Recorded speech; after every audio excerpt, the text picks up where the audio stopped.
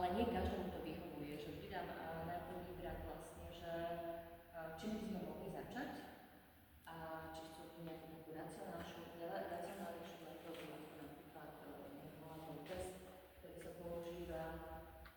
pri kariérovom alebo ideme to nejak trošku kreatívne a aj tak sa potom snažíme kreatívne veci nazerať, keď sa nám dá, alebo nejakú výbornú pomoc na sebe.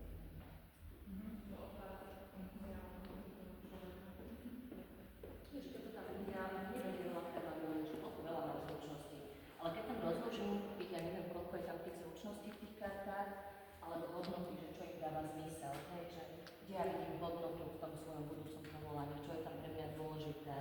alebo aké mám zručnosti, čo ja rozdiel figurkám, ktoré sa vidia, že vidia musím figurky, ktoré tam hľadajú, že nejaké to prepojenie na to, že v čom sú dobrí, tak naozaj veľakrát mi to veľmi pomáha. Si ten cieľ nejako lepšie vizualizovať alebo zadefinovať. Alebo aj to, čo potrebujú ešte k tomu, aby boli vždycky naplniť. A mám takú otázku, že ak by si mala dať iba jednu radu niekomu, to sa práve rozhoduje medzi štúdiom a prácou, by som odpovedala.